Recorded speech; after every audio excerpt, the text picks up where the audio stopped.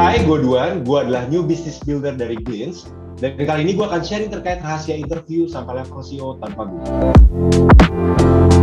Seperti yang kita tahu, interview dalam proses rekrutmen itu biasanya berlapis. Dan dari satu tahap ke tahap berikutnya, pasti ada yang berbeda.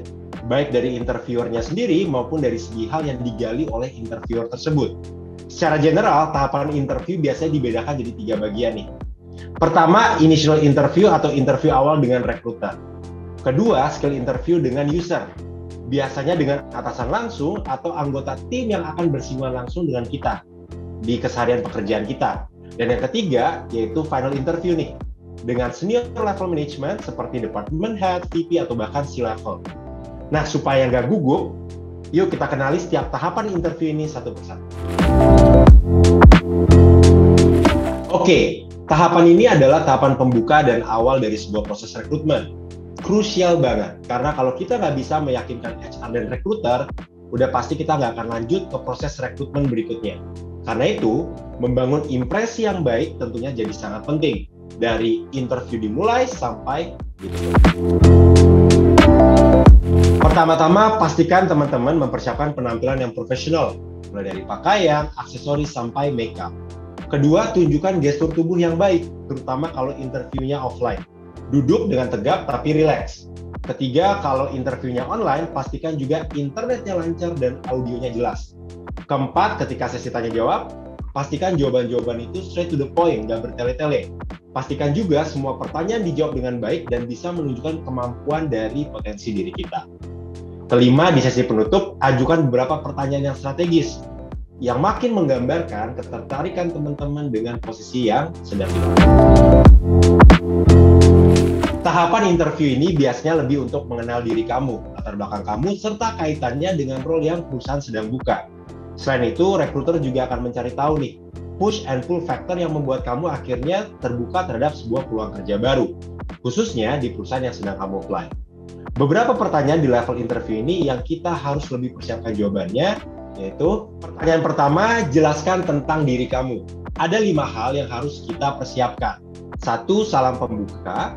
2. Perkenalan nama dan latar belakang diri kita secara singkat. 3. Jelaskan ekspertis teman-teman dan bidang pengalaman yang paling relevan. Keempat, kenapa sih kita meng-apply pekerjaan tersebut. Dan 5. Penutup. Itu yang pertama. Untuk pertanyaan kedua, akan biasanya ditanyakan, kenapa mau mencari opportunity baru? Nah, di sini kita bisa jelaskan kenapa kita tertarik dengan pekerjaannya.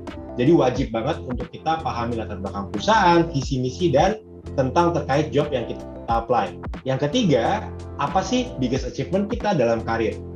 Cara jawabnya, sebisa mungkin achievement-nya berkaitan dengan role yang kita apply, dan bagaimana achievement tersebut membantu kita dalam pekerjaan yang kita apply nanti.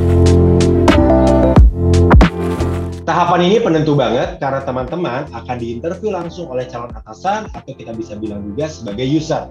Yang udah pasti nih, nggak akan hanya menilai tentang skill aja, tapi juga menilai seberapa cocok sih diri kita dengan timnya dia dan juga dengan calon atasan kita tadi. Jadi di sesi ini nggak hanya skill teknikal aja, tapi juga kita akan direview seberapa kita bisa berkolaborasi maksimal dengan tim. Kalau di tahapan ini, hal apa aja sih yang ditanyain? Pertama, pengalaman yang kita udah punya. Secara lebih spesifik, seperti daily task kita ngapain, dan responsibility kita tuh di kantor seperti apa. Yang kedua, berkaitan dengan culture. Jadi personal value kita, itu align nggak sih sama kebutuhan perusahaan, dan hal apa aja yang memotivasi kita dalam dunia karir dan profesional. Terakhir, dan kemungkinan besar, akan ada technical case dan studi kasus yang akan ditanyakan dalam tahapan ini. Kenapa? Karena ini penting dalam memahami kira-kira skill kita sesuai atau enggak sama kebutuhan posisi yang dibuka oleh perusahaan.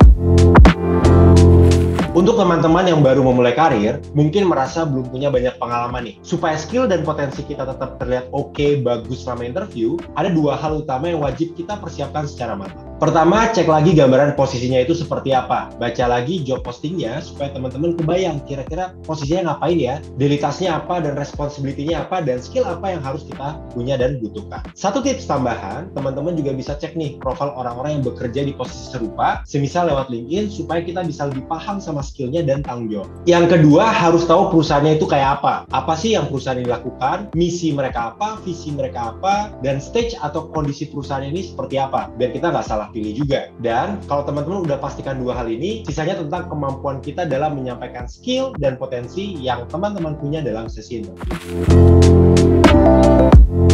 Yang sering banget gue lihat orang jadi nggak tenang dalam sesi panel interview dan mau cepet-cepet jawab. Padahal nggak apa-apa kok kita ambil waktu sepersekian detik, take your time, untuk tenang dulu, memikirkan kalimat-kalimat yang mau kita gunakan dalam menjawab pertanyaan yang diberikan. Selain itu, kalau kita merasa belum sepenuhnya menangkap pertanyaan yang diberikan oleh panelis, boleh kok untuk kita meminta pertanyaannya diulang atau dijelaskan kembali terlebih dahulu. Karena jangan sampai kita udah jawab panjang lebar, tapi sebenarnya tidak menjawab pertanyaan yang diberikan oleh panelis. Dan yang terakhir, seringkali kita juga merasa kalah jumlah, jadi makin nggak pede. Untuk mengatasinya, kita hindari zone of concern, seperti bisa nggak ya gue nanti jawabnya, atau panelisnya galak-galak nggak ya. Jadi kita hindari. Kita harus berfokus kepada zone of control, hal-hal yang kita bisa kontrol gitu. Mulai dari paham nggak terkait jobsnya, detail dari daily task-nya, atau terkait latar belakang dari perusahaan.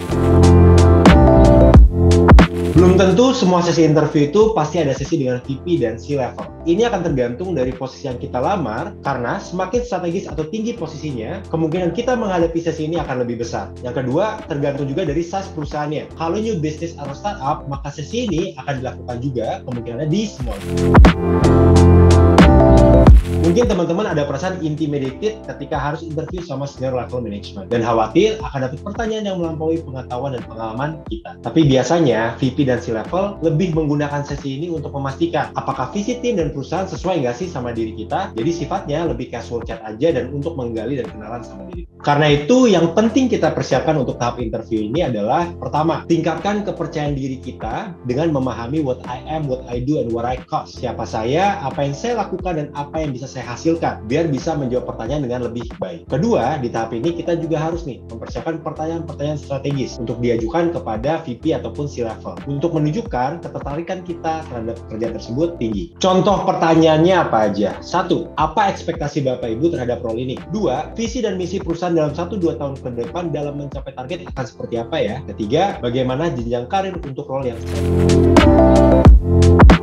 Beberapa contoh pertanyaan di level interview ini yang kemungkinan tidak ada di level sebelumnya, diantaranya, 1. Seberapa kamu percaya sama misi perusahaan yang kita bawa? Cara jawabnya, sebutkan visi misinya dan jelaskan kenapa teman-teman merasa visi tersebut align dan sesuai dengan value diri kamu. Yang kedua, dari pengalaman yang kamu punya, kira-kira kamu akan bisa support misi kita seperti apa? Cara jawabnya, sebutkan pengalaman-pengalaman teman-teman yang sesuai dengan job role yang dibuka oleh perusahaan. Contoh, pengalaman magang saya di bidang sales, saya yakin sesuai dengan role business development yang perusahaan sedang buka.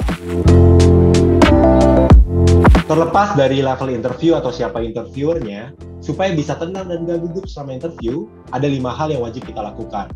Pahami latar belakang perusahaan, pahami gambaran posisi yang dilamar, be thoughtful, gak perlu buru-buru dalam menjawab, take your time. Practicing makes perfect, but don't overthink. Dan yang paling penting, apply pekerjaan yang memang kita udah minati dan kuasai dasar pengetahuan atau pengalamannya, sehingga teman-teman udah punya modal yang bisa dibawa ke dalam sesi interview. Thank you for watching, dan jangan lupa like, subscribe, dan nonton video lainnya dari Glints, and good luck for your next interview. Bye-bye!